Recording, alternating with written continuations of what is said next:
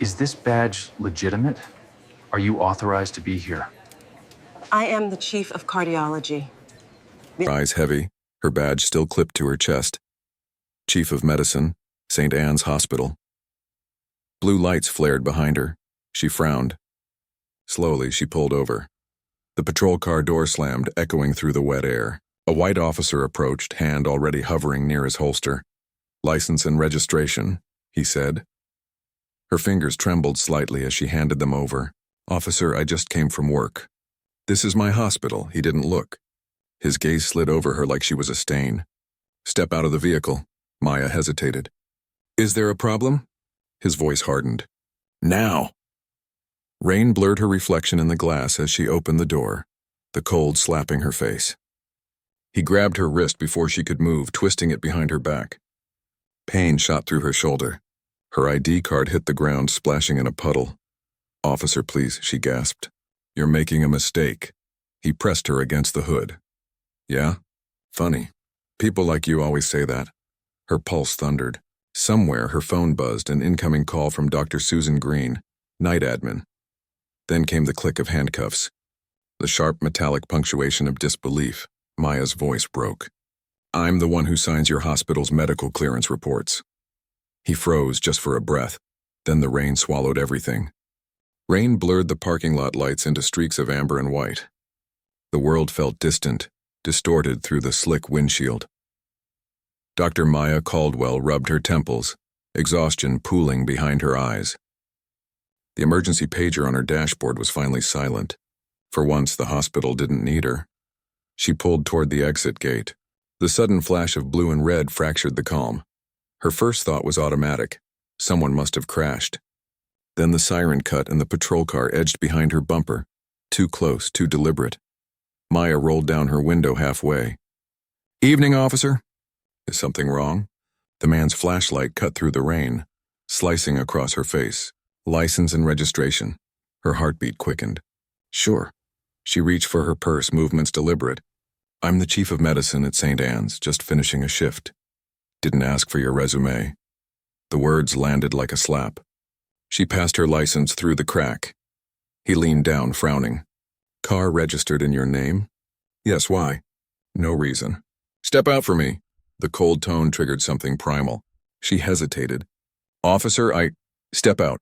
Raindrops hissed on the hood as she obeyed, slow, careful, hands on the car. She froze. "For what?" "Suspicious behavior." Her pulse spiked. "Suspicious?" "I parked at my workplace." He grabbed her wrist. She flinched.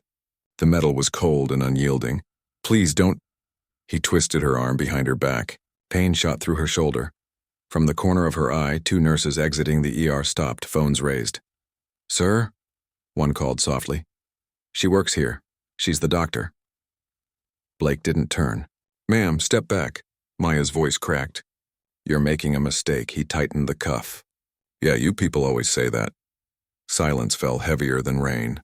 Her ID card slipped from her coat pocket, splashing near the gutter. The gold hospital seal gleamed faintly before the mud claimed it. Blake shoved her toward the patrol car. "You can explain downtown." Tires hissed as they pulled away. Through the rear window, the hospital loomed behind her. Her hospital, its glowing sign receding like a broken promise. Maya stared at her reflection in the glass. Wrists bruised, dignity collapsing under fluorescent light. In her head, one phrase kept repeating, "They'll believe him before they believe me." The radio crackled. Blake's voice, casual, routine. Bringing one in. "Possible disturbance at St. Anne's." Her breath hitched. The words "possible disturbance" felt surgical, clean, detached, erasing her humanity. The car turned onto Main Street. She closed her eyes, feeling the thrum of the engine beneath her, the bite of the cuffs cutting circulation. She'd treated victims of brutality before. She'd written op-eds about systemic bias in healthcare, but she'd never imagined the night would come when she became the case study. As the station lights came into view, Maya whispered into the void, "You don't know who you just arrested." The rain kept falling.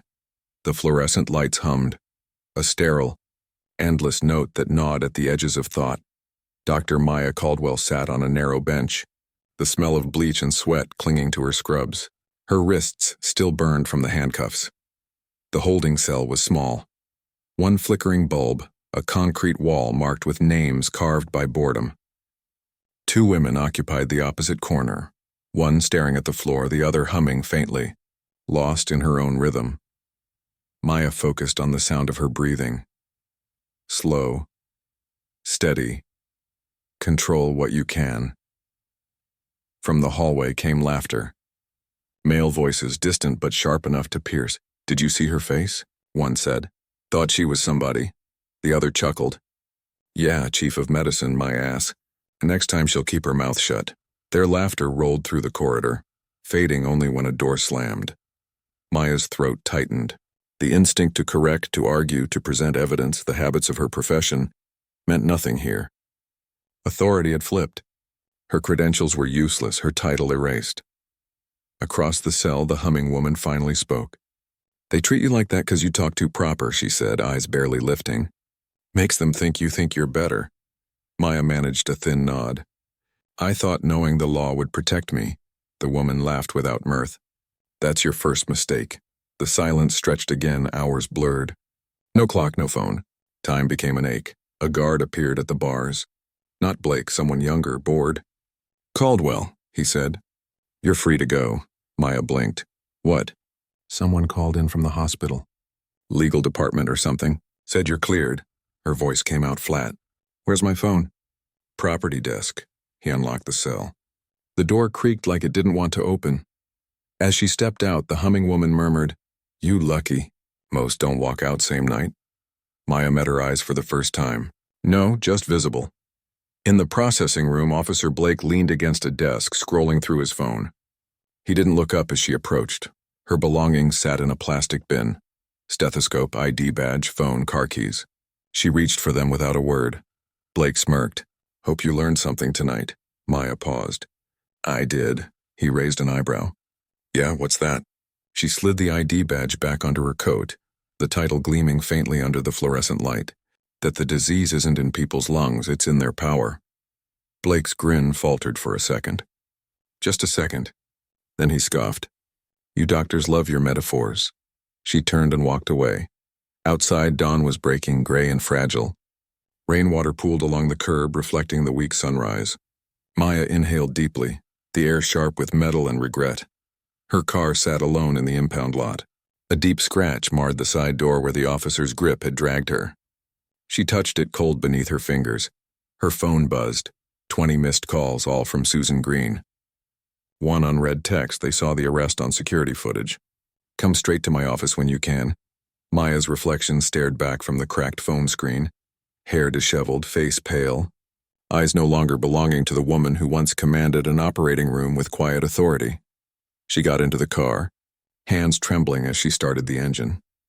The hospital towered in the distance, its windows glinting in the weak morning light. As she drove toward it, she whispered under her breath, "You wanted proof. Maya, now you have it." Behind her, the police station shrank into shadow. Ahead, the city began to stir, unaware that one woman's faith in justice had collapsed overnight. For the first time in years, Maya felt something colder than exhaustion. Clarity. The automatic doors of St. Anne's hissed open as Maya stepped inside, the smell of disinfectant wrapping around her like a memory she wanted to forget. Every fluorescent light, every familiar hallway felt foreign now, like she was walking through a building she no longer owned. Conversations died when she passed. Nurses who once greeted her with smiles looked down at their clipboards. A security guard nodded stiffly but didn't meet her eyes. Dr. Susan Green appeared at the end of the corridor, her expression strained. "Maya," she said softly, "come with me." They moved quickly, heels echoing against tile. Inside Susan's office, the blinds were drawn. The air smelled of coffee gone cold. Susan closed the door. "I tried calling all night." "I know," Maya said, setting her bag down carefully. "They took my phone," Susan exhaled. "It's already online." Maya frowned. "What?" "The security footage from the parking lot. Someone uploaded it before the police confiscated the copy." Susan turned her monitor around. On screen, the grainy video showed the rain-soaked arrest. Blake's hand forcing Maya against the hood. The sound of her voice. "You're making a mistake," echoed tinny through the speakers. Maya's stomach turned. "There's more," Susan said. A patient's son recorded from the ER entrance. That video's gone viral. 30,000 views by morning. Maya stared, numb. Of course it did. Susan hesitated. The board called an emergency meeting. They're concerned about optics. Maya's laugh was sharp, humorless. Optics, not outrage. Not the fact that their chief of medicine was arrested for existing. Susan's voice softened. They're afraid of backlash. They want to handle this quietly. Quietly, Maya repeated. Meaning, pretend it didn't happen. Susan didn't answer. The silence pressed heavy between them. Finally, Maya said, I'm going to file a complaint, officially. Susan's eyes flickered with worry. You should. But be prepared. The police union, the board, they'll protect themselves first. I'm not asking for protection, Maya said. I'm demanding accountability. Susan nodded slowly. Then we'll document everything. When Maya left the office, whispers followed. A nurse murmured, That's her. Another replied, Can you believe she argued with a cop? She kept walking, jaw set. In the break room, Dr. Alan Bishop, a senior surgeon, board member, and habitual skeptic, leaned against the counter. Tough night, Maya? Her tone was even. You saw the footage. He stirred his coffee. I did. And while I sympathize, you must understand, the hospital's reputation is delicate. Reputation? Her voice cracked slightly. I was thrown into a squad car outside our front doors. Bishop sighed. No one's questioning your distress. But the media is unpredictable. If we appear confrontational, donations dry up, partnerships. Stop. The word sliced through the room. He blinked. You're talking about money, she said, while I still have bruises on my wrists. He opened his mouth, then closed it. She stepped closer. Tell me, Alan, if I were a white man in a suit, would we be having this conversation? The silence that followed was answer enough. Maya turned and walked out. In her office, she closed the door and let the weight of it all settle. The hospital logo, a polished bronze seal, hung above her desk. It once symbolized everything she'd built. Now it looked like a brand pressed into her skin. She sat, opened a notepad, and began writing. Time of arrest. Officer's name. Badge number, witnesses, the list grew. Facts, details, precision, the only language the system respected. Her pen trembled only once. A knock interrupted her. It was a nurse, young, eyes uncertain. Dr. Caldwell, someone left this at reception. A plain envelope. Inside, a printed email. To the Board of Directors, St. Anne's Hospital. Given the recent events involving Dr. Caldwell, it is imperative we review leadership stability and public confidence. Perhaps temporary reassignment should be considered until the matter is resolved. Dr. Alan Bishop Maya's chest tightened. The nurse lingered. I just thought you should know. Thank you, Maya said quietly. When the nurse left, Maya stared at the paper. Her hands didn't shake this time. The betrayal wasn't a surprise, it was protocol. Outside her window, the city pulsed with morning traffic. Somewhere in that motion, the same systems she'd trusted were aligning against her. She folded the letter neatly, slid it into a folder labeled evidence, and whispered, If they want quiet, they'll get noise. Her pager beeped, an emergency case in the trauma ward. Without pause, she grabbed her coat and walked out. Duty didn't stop, not even for humiliation. As she strode toward the OR, heads turned, some with pity, some with discomfort, none with courage, but Maya's eyes were steady now. Something inside her had crystallized overnight. Not anger, but purpose. By the time she scrubbed in, her reflection in the stainless steel sink no longer looked broken. It looked awake. By the time Maya reached the hospital the next morning, the story had grown fangs. News vans idled across the street, their antennas tilted skyward like a field of metal thorns. Reporters pressed against the security line, voices overlapping. Dr. Caldwell. Is it true the officer's been suspended? Dr. Caldwell, do you plan to sue? She didn't answer. The automatic doors closed behind her with a hiss, sealing out the noise. Inside, tension hung thicker than disinfectant. Screens in the waiting area played muted footage. Her arrest replayed on loop, captioned, Racial profiling allegation, Chief of Medicine detained outside own hospital. A patient pointed at the screen. That's her. A receptionist glanced down quickly, pretending to type. Maya kept walking, jaw tight. Upstairs, Susan was waiting. They released the body cam footage, she said, closing the office door. Released? Maya's voice was low, measured. Or leaked. Anonymous upload. No one's claiming it, but it's everywhere. Twitter, the Post, local stations. It's... Susan hesitated. Bad. Maya sat, eyes on the floor. Then let them see it, Susan frowned. The comments are vile. People saying you provoked him, that you were combative. They're dissecting your tone, your expression. Maya cut her off. That's what they do. Rewrite pain until it fits their comfort. Susan's silence was agreement. An email alert pinged on Maya's phone. Subject line, Public Relations Advisory, St. Anne's Hospital. She opened it. Effective immediately. All hospital staff are instructed not to comment publicly on the recent incident involving Dr. Maya Caldwell until an internal review concludes. We ask for professionalism and discretion. Office of Communications, St. Anne's. Maya exhaled slowly. So I'm the scandal now, Susan's voice softened. They're trying to contain damage. Contain, Maya repeated. They mean silence. A knock at the door interrupted them. The hospital's head of security stepped in, holding a tablet. Doctor, there's a reporter asking for a statement in the lobby. Says she has documents on Officer Blake's history. Maya looked up sharply. What kind of documents? Complaints, he said. Prior use of force cases. All sealed, but apparently she has copies. Bring her here. Minutes later, the reporter, a young black woman with a press badge reading the Tribune, entered, damp from the rain. Dr. Caldwell, I'm Nia Porter. I think you need to see this. She laid the tablet on the desk. Files opened. Internal Affairs reports. Blake, R. Each one a story of excessive force dismissed for insufficient evidence. Nia said, 5 complaints in 7 years. 3 involving black professionals pulled over late at night. 2 ended in settlements. Susan's eyes widened. How did you... Whistleblower, Nia said simply. They're done protecting him. But the department won't move unless someone makes it public. Maya leaned back, feeling the slow surge of clarity. And you think that someone should be me? I think they'll only listen if it's you, Nia said. You have the platform. The credibility. Maya hesitated.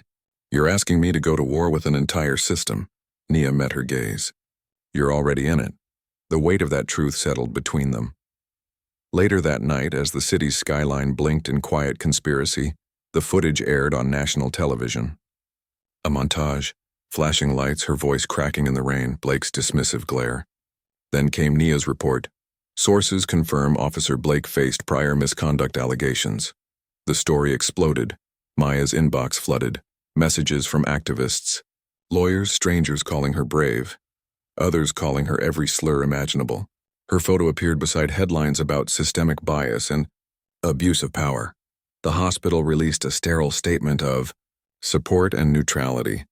The police union called the allegations a coordinated smear campaign. Through it all, Maya sat in her office, eyes fixed on the rain streaking down the window. She wasn't afraid anymore. The fear had burned off, replaced by something colder, resolve. When Susan entered, hesitant, Maya didn't turn. They'll come after you now, Susan warned softly. I know. Are you ready? Maya's reflection in the glass looked older, sharper. I don't need to be ready. I just need to be right. Outside, thunder rolled across the city like an answer. The precinct's conference room smelled of stale coffee and power. A long table stretched under harsh fluorescent light, flanked by men in uniform and suits who spoke in clipped tones, their faces unreadable. The flag hung limp in the corner, motionless even as tension thickened the air. Dr. Maya Caldwell sat at one end, posture straight, hands folded tightly to hide the tremor in her fingers. Across from her sat Officer Ryan Blake, his expression composed, almost smug. His badge gleamed under the lights as if it had already been polished for victory. A police board representative cleared his throat. This hearing is an internal review regarding the detainment of Dr. Caldwell on October 23rd. Officer Blake, you've already submitted your written report, correct? Blake nodded. Yes, sir. And Dr. Caldwell, you're here of your own accord? I am, Maya said, voice level. The representative gave a perfunctory nod. You may proceed. The stenographer's keys began their faint rhythm. Blake started. Around 2300 hours, I observed a dark sedan parked near St. Anne's Hospital. The vehicle's lights were off, engine running. Due to recent reports of break-ins, I approached to investigate. Was the suspect cooperative? Another board member asked. She became defensive, Blake replied. Claimed she worked there. Refused to exit the vehicle at first. Maya's jaw tensed. Continue, the representative said. I followed procedure. Asked her to step out for officer safety. When she hesitated, I initiated detainment to ensure compliance. Did she resist? No physical resistance, Blake said. But verbal hostility. Elevated tone. Attempted to assert authority over the situation. That line, assert authority, hung in the air like an accusation. Maya spoke. I told you I was the chief of medicine. My badge was visible. Blake gave a slight shrug. People lie about jobs all the time. The representative turned to her. Dr. Caldwell, your version of events? Maya straightened. I had just completed a 14-hour trauma shift. My car was parked in the employee lot. Officer Blake pulled me over before I reached the exit. He demanded identification, which I provided immediately. When I explained I worked there, he dismissed me. He escalated without cause. Blake leaned back, smirking faintly. She refused to comply. I refused to surrender my dignity, Maya said sharply. The room went still. A woman on the board cleared her throat. Dr. Caldwell, were you aware the officer was responding to a security alert in the area? No alert was reported to hospital staff, Maya replied. And I was the one who signs every security coordination memo between this hospital and your department. I would know. Blake's smirk faltered. Another officer interjected. Doctor, is it possible you misinterpreted the officer's instructions due to stress? Maya met his gaze. No, I interpreted them exactly as intended. The representative gestured for calm. Let's remain professional. Maya inhaled slowly. Her pulse steadied. Professionalism isn't the issue. Pattern is. I've reviewed the public record. Officer Blake has 5 prior complaints for excessive force and racial bias, all dismissed. Would you like me to list the dates? The room shifted, subtle but visible. Blake's jaw tightened. The board representative frowned. That's not relevant to this specific inquiry. It's entirely relevant, Maya said. Because this isn't an isolated incident. It's a system protecting itself, Blake's voice rose. You calling me a racist, doctor? I'm calling you predictable. Gasps rippled around the table. The representative slammed a hand down. Enough. We'll adjourn if this becomes a spectacle. Maya leaned forward, her voice low, controlled. You can silence me here, but the footage already speaks louder than you ever will. The room fell into a heavy, embarrassed quiet. After a long pause, the representative said stiffly, The board will review testimony and evidence. A decision will be issued within 10 business days. Officer Blake, you'll remain on administrative leave. Blake scoffed under his breath. Administrative leave, he muttered. Vacation, basically. Maya gathered her papers. Her hands no longer trembled. As she stood, the representative added, Dr. Caldwell, thank you for your cooperation. She looked at him evenly. I didn't cooperate. I told the truth. Then she turned and walked out. The corridor outside was lined with officers. Some avoided her eyes. One, a young black rookie, met her gaze briefly, his expression unreadable but human. He gave a small, almost imperceptible nod. Maya returned it. Outside, the air was cool and raw. The city felt both enormous and small, like a machine she'd seen from the inside and finally understood. Susan was waiting by the car. How did it go? They listened, Maya said, sliding into the passenger seat. But they didn't hear. Susan drove in silence for a while before saying, The hospital board's meeting tomorrow morning. They're uneasy. Maya stared out the window. Let me guess. Public image again. They're saying donors are nervous. Sponsors asking questions, Maya almost laughed. They'd rather lose their conscience than their funding. Susan's voice was barely a whisper. They're asking if you'll consider stepping down temporarily. Maya's hands clenched. Temporarily. That's what they call punishment when they're too polite to name it. Susan didn't respond. When they reached the hospital parking lot, the same one where everything began, Maya paused before stepping out. The asphalt glistened under streetlights, rainwater pooling where she'd been pinned days earlier. She looked at it, then said quietly, I told him he'd regret it. Susan frowned. Who? Blake, but I wasn't talking about him anymore. Maya walked toward the hospital entrance, the night air cold against her skin, her resolve burning steady beneath it. The door slid open. Cameras still watched, headlines still raged, but for the first time she felt in control of her own narrative. The battle had shifted, and she was done asking for fairness. She was coming for truth. The boardroom at St. Anne's was designed to project calm authority. Mahogany table, leather chairs, a wall of framed accolades gleaming beneath soft, recessed lighting. But as Maya entered, the air felt charged, brittle. The people she'd led for years now studied her like a liability under evaluation. Dr. Alan Bishop sat at the head, tie perfectly knotted. Around him 5 board members, faces neutral, hands folded.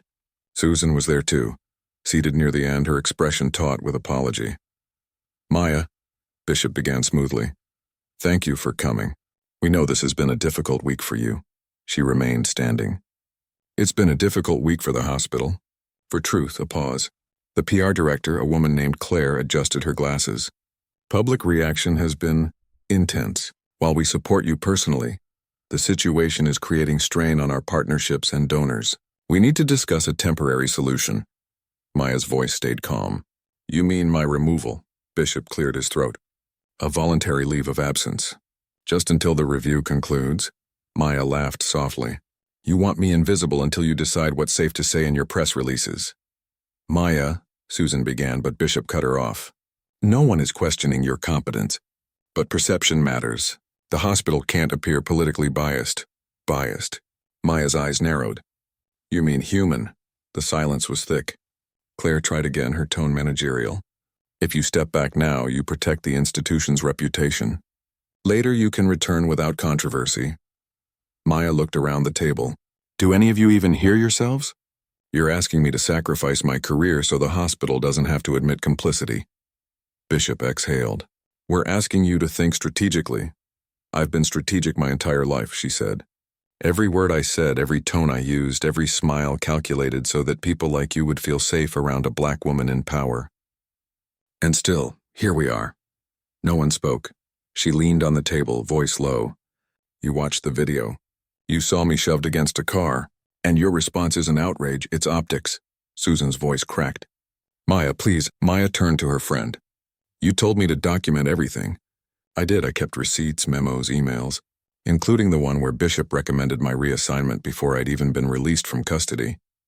Bishop's composure faltered for the first time. That was a draft, not a directive. Intent is enough, Maya said. You've all made yours clear. Claire cleared her throat. If you refuse the leave, the board will be forced to fire me. Maya said, do it. On record. Maya, don't, Susan whispered. But Maya's resolve was absolute. I've spent 15 years building this hospital's reputation for equality, for community trust. If you destroy that because you're afraid of bad press, it's not my name you'll bury. It's your integrity. Bishop's expression hardened. We can't operate under emotional leadership. She smiled, weary but sharp. Then maybe you shouldn't have hired a human being. The meeting dissolved into uneasy silence. No motion, no eye contact. Finally, Bishop pushed back his chair. We'll send formal documentation by end of day. Maya turned to leave, pausing at the door. I hope you all sleep well tonight. I won't. But that's because I still have a conscience. When the door closed behind her, Susan followed into the corridor. Maya, please. They'll paint you as unstable if you fight like this. Maya stopped. Let them. I'm done performing civility for people who mistake it for worth. Susan's eyes glistened. I didn't want it to happen this way. I know. Maya's tone softened.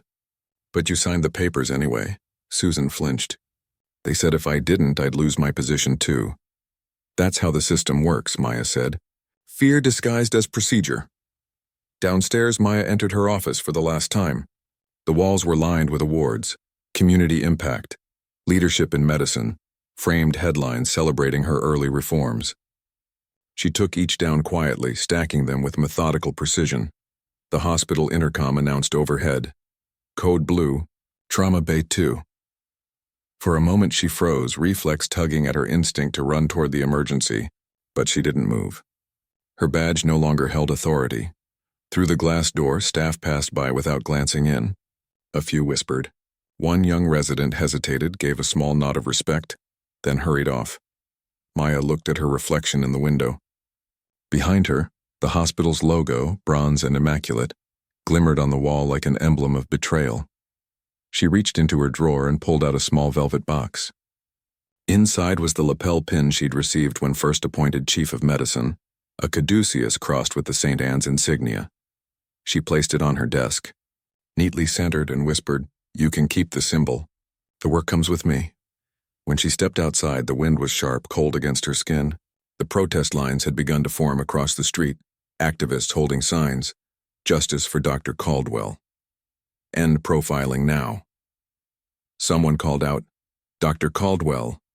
We stand with you." She didn't wave, didn't smile.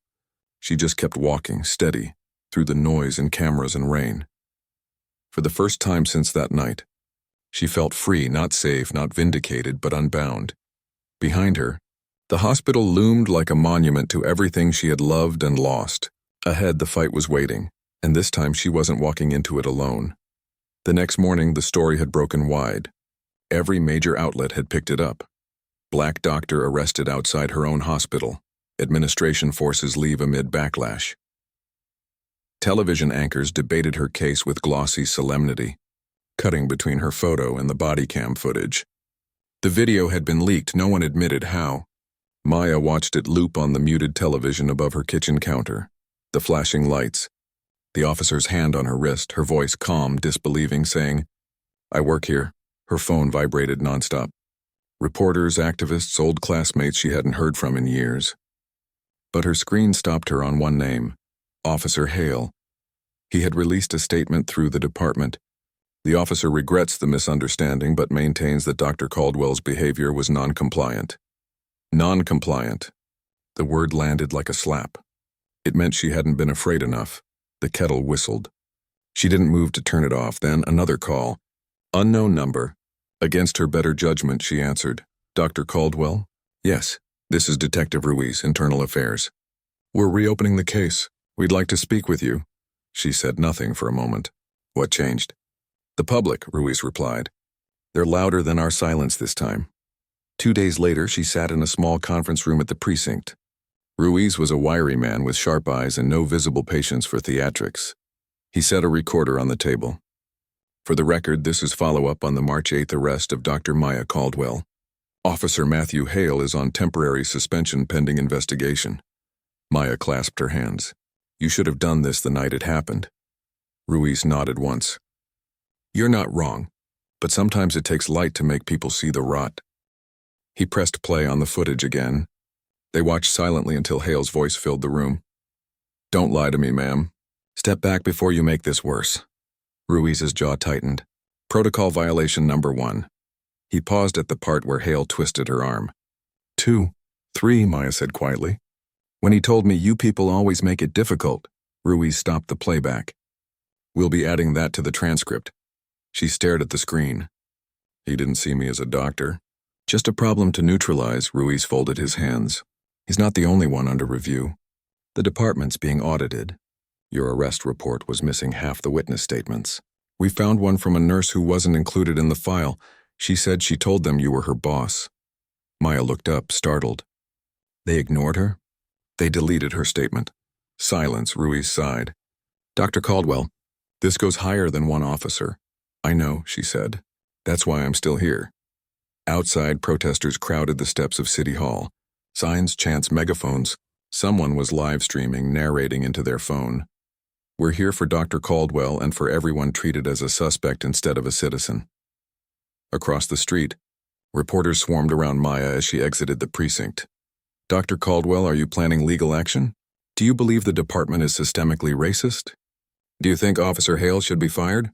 Maya stopped for a moment, facing the sea of microphones. Her voice was clear. "I don't need to tell you what the video shows. You've seen it. What I want isn't revenge, it's recognition. Not just for me, but for everyone who's been dismissed, disbelieved, or silenced. Change the policies, not just the headline." Flashbulbs burst around her. She walked through them without flinching. That night, her statement dominated every channel. At St. Anne's, the boardroom lights burned late. Emails leaked, showing how they'd coordinated her voluntary leave. Donors threatened withdrawal. Staff began wearing small black ribbons, her initials printed in white. Susan called near midnight, her voice trembling. "Maya, it's unraveling. Bishop's panicking. The state's opening an ethics review." "Good," Maya said softly. "Maybe now they'll feel what accountability tastes like." Susan hesitated. "They're saying you released the video." "I didn't," Maya replied. "But whoever did, they did what your entire system refused to." Across town in his dark apartment, Officer Hale sat on his couch watching the same news cycle. His phone buzzed with messages, most unreadable, some threatening. His face was pale in the blue TV glow, the footage of him saying "you people" replayed on repeat. He threw the remote, shattering the screen. The silence that followed was immense. He whispered to himself, "I didn't mean it like that." But the world had already decided what it meant. Maya lay awake in her small apartment, lights off, city noise drifting through the blinds. Her mind replayed every voice from the past week, every insult disguised as protocol, every apology wrapped in fear. Yet beneath the exhaustion, a slow, steady pulse of something different began to rise. Not anger. Not even relief. Purpose. The kind that didn't wait for permission. Outside, thunder rolled low across the skyline. Tomorrow, she would meet with the civil rights lawyers. She would testify. She would make the system name itself. And this time, when the cameras turned on, she would be the one holding the light. The city council chamber smelled of old varnish and microphones warmed by too many hands. Rows of chairs filled the space, press on one side, protesters and supporters on the other. Outside, chants still echoed faintly through the glass doors. "Justice for Dr. Caldwell. Accountability now!" Maya sat at the long table in front, flanked by her attorney, Denise Grant, a sharp-eyed civil rights lawyer whose quiet composure cut through the noise. Across from them, Officer Matthew Hale sat rigid in his uniform, jaw locked, eyes fixed on the table. His attorney whispered something, but he didn't respond. Councilman Avery, chairing the inquiry, adjusted his glasses. "This hearing concerns the March 8th arrest of Dr. Maya Caldwell by Officer Matthew Hale. The purpose is to determine whether the department's actions violated civil rights and internal procedures." The camera lights blinked red. Every word was being broadcast live. Denise nodded to Maya. "Dr. Caldwell, please describe what happened that night." Maya's hands were steady. "I had just left the ER. I was still wearing my badge and lab coat. I was walking to my car when Officer Hale pulled up. He asked what I was doing there. I told him I was chief of medicine at St. Anne's." She paused. He laughed. A murmur rippled through the audience. Maya continued, voice measured but edged. "He asked for ID. I reached into my coat and he shouted for me to stop moving. Then he grabbed me, turned me around, and slammed me against my car. I told him I was a doctor. He said, 'Don't make this harder than it needs to be.'" Councilman Avery leaned forward. "Did you resist in any way?" "No, I froze. I've treated trauma victims for years, but I didn't know what to do with that kind of fear when it had my name on it." Her voice wavered, then steadied again. "He didn't see a doctor. He saw a stereotype." Denise placed a hand on her arm, silent support. Hale's attorney rose. "Objection to characterization." "My client had no way of knowing," Avery interrupted. "Objection overruled.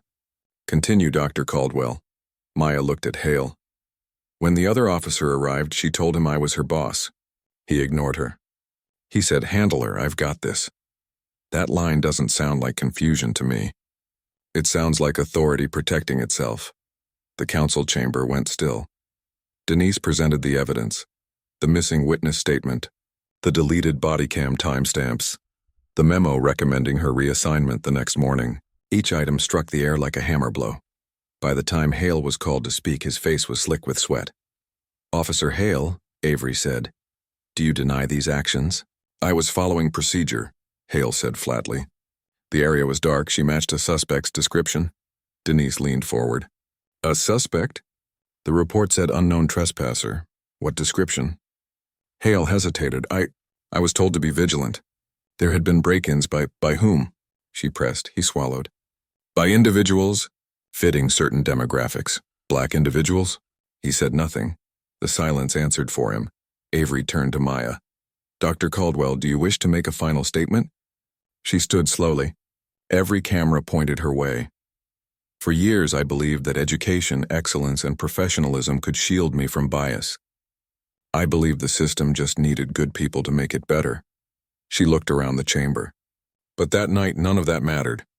I wasn't seen as a doctor. I wasn't seen as a person. Just a body to be controlled. Her tone sharpened. If institutions stay silent when that happens, then they're not neutral, they're complicit. Justice isn't about punishment. It's about recognition. If this city won't admit what it protects, it'll keep repeating the same story with new names. She sat down. The room erupted in applause despite Avery's gavel striking for order. Denise smiled faintly. You just wrote tomorrow's headline. Hours later, the council issued its findings. Officer Hale terminated. The department to undergo mandatory bias retraining, and St. Anne's board under state investigation for retaliatory conduct. The city's statement read, Dr. Caldwell's courage has exposed a critical need for systemic reform. Maya read the release under the dull glow of a cafe light, coffee cooling beside her. It should have felt like victory. It didn't. Her phone buzzed. Susan again. It's over, Susan said, voice raw. They're calling you a hero. I'm not, Maya replied quietly. I just stopped pretending. You should come back to the hospital. People want you back. Maya thought of the walls, the whispers, the cameras. Maybe, but not yet. She hung up and stepped outside. The night air was damp, carrying the scent of rain and exhaust. Across the street, a young black girl stood with her mother, watching her.